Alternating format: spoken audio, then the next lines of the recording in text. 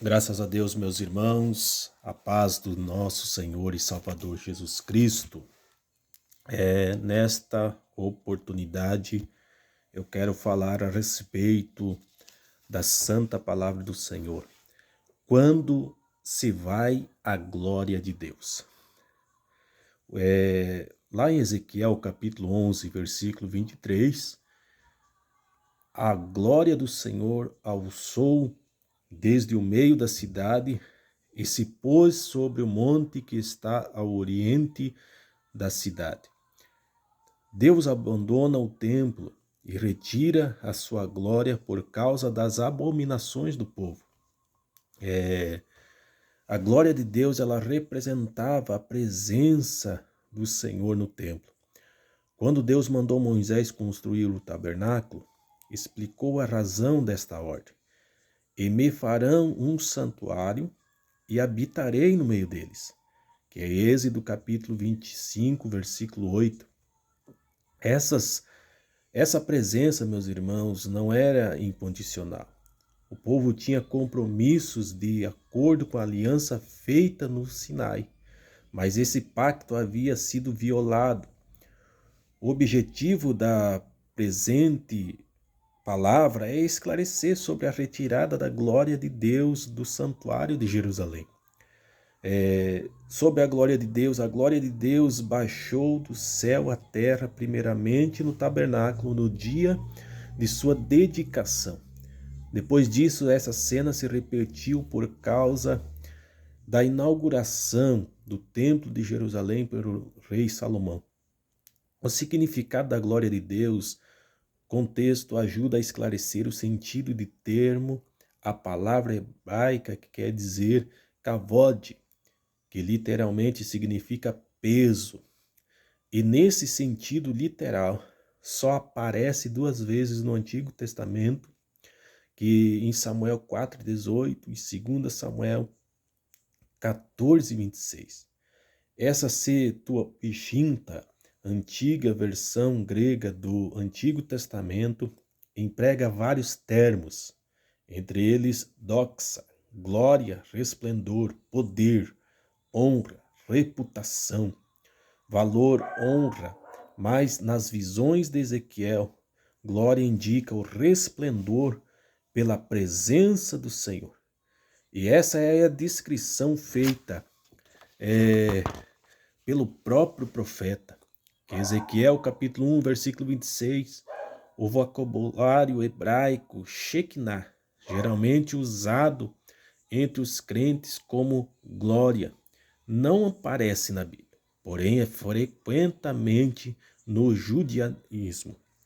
A glória de Deus, ela se manifestou aos filhos de Israel quando Moisés dedicou o tabernáculo a Deus. Era a presença de Deus no meio do povo que acompanhou Israel nas suas jornadas no deserto até o início do reinado do rei Salomão. Período em que a Arca da Aliança foi transferida do tabernáculo para o templo que Salomão construiu em Jerusalém. A glória de Deus encheu toda a casa. Da mesma forma, no culto de dedicação do templo. Desde então, ele se comprometeu a manter os seus olhos fixos e seus ouvidos atentos à oração desse templo. Mas esta promessa nunca foi incondicional. E parece que o povo havia se esquecido disso. Segunda Crônica 7, 14, versículo 16. Vamos salientar aqui que a Shekinah convém que a palavra é hebraica, muito usada nas igrejas para a glória de Deus. Não é bíblica, pertence ao chamado hebraico talmúdico, e que significa morada em comumente usada entre os judeus para a presença de Deus, às vezes referindo-se ao próprio Deus. Talmud é uma antiga literatura religiosa dos judeus identificada no Evangelhos da tradição dos anciões, porque naqueles dias esses preceitos eram orais e só foram codificados a partir do século V depois de Cristo. Os rabinos associavam-se na do Espírito de Deus, porque o Talmud diz: a Shekinah do Senhor nunca se afastará deste lugar, uma referência ao muro das lamentações. Meus queridos irmãos, sobre a retirada da glória de Deus. Essa retirada acontece em alguns estágios. A glória se levantou do rubim sobre a arca da aliança, passou para a entrada do templo, pairou sobre os querubins e aos poucos se afastou-se completamente do templo. Por fim, a glória de Deus se pôs sobre o monte das oliveiras. O querubim e a nuvem. O profeta está se referindo aos 2 querubins do proprietário da Arca da Aliança, ou as 4 criaturas da visão da inauguração do capítulo 1. Qualquer que seja a interpretação, a verdade é que isto indica que a retirada da presença de Deus. Essa nuvem está associada à presença do Senhor durante a peregrinação do deserto, no tabernáculo, permanentemente desde a inauguração do templo. Finalmente, no templo, essa presença divina atingiu seu clímax como a manifestação do Filho de Deus.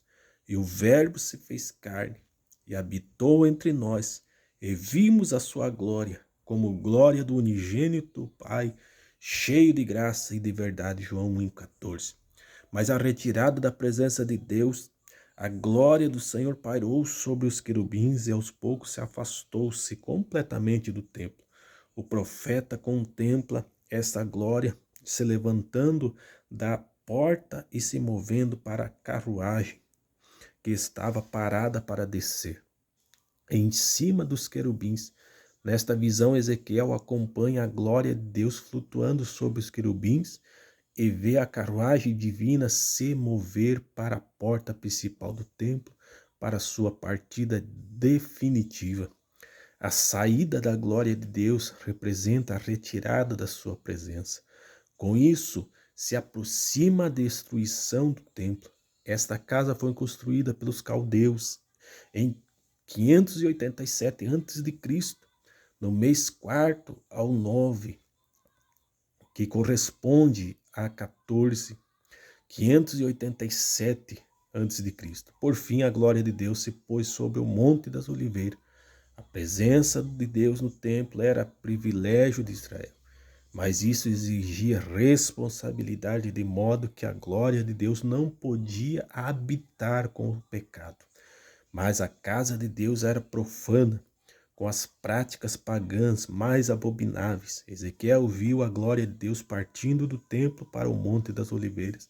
Dali ascendeu aos céus para retornar no fim dos tempos, não mais no templo de Jerusalém, mas no templo do milênio.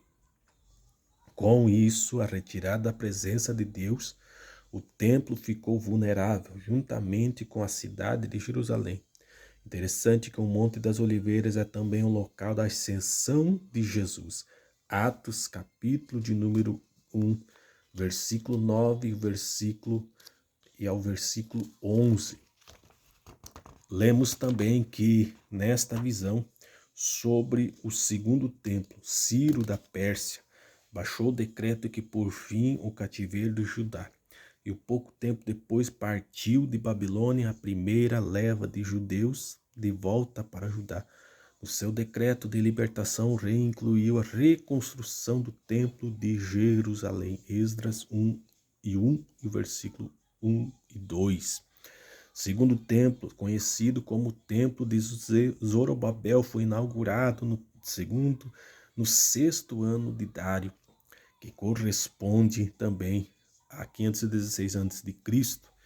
Não era uma construção com a mesma dimensão e beleza arquitetônica da primeira casa. Não dava para comparar com o Templo de Salomão. O pensamento no período pós-exílio era que o retorno da glória de Deus era escatológico.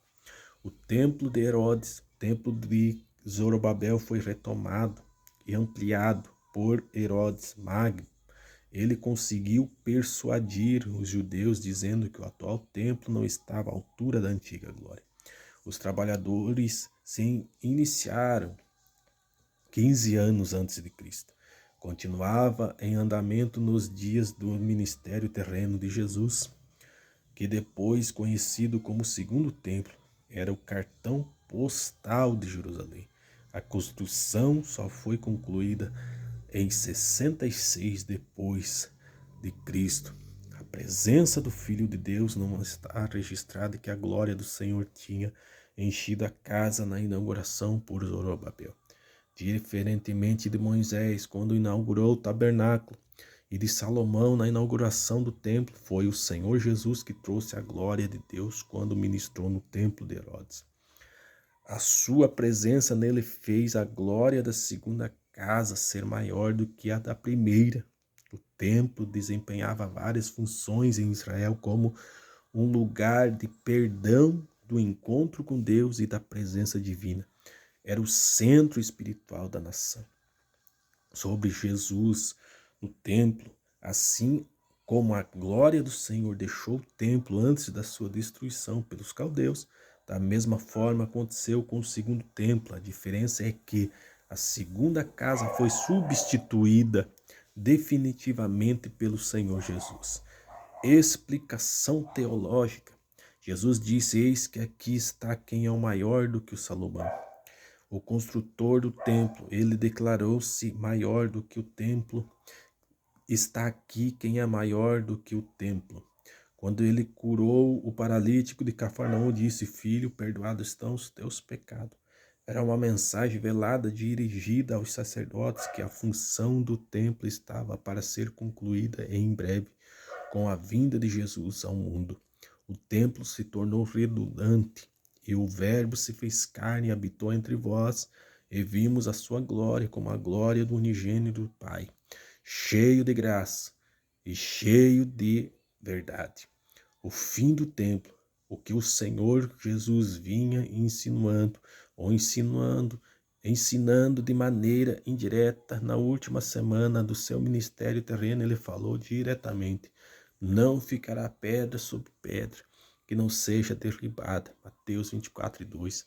Dias virão em que não se deixará pedra sobre pedra que não seja derribada. Jesus anunciou o fim do templo, como fizeram Ezequias e demais profetas. A glória de Deus se retirou do templo antes da sua destruição. A presença de Deus hoje, quando Jesus, no alto da cruz, com a grande voz, entregou o Espírito, o véu do templo se rasgou em dois. Abaixo estava definitivamente concluída a missão do templo. Assim o Senhor Jesus substituiu de uma vez por todas o templo. Desde então é em Jesus que temos a redenção e o perdão dos nossos pecados. Não existe mais o templo de Jerusalém, mas Deus habita no cristão individualmente. Glória seja dada ao nome do Senhor. Concluímos que ambos os casos, tanto em Ezequiel como em Jesus, ambos geração rejeitaram a Deus.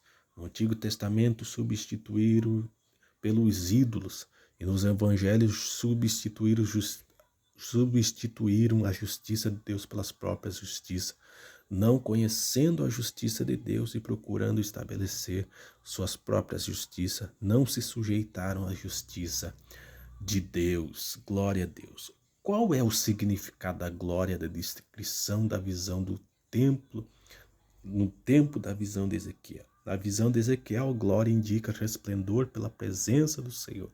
O que representa a saída da glória de Deus? A saída da glória de Deus representa a retirada de sua presença.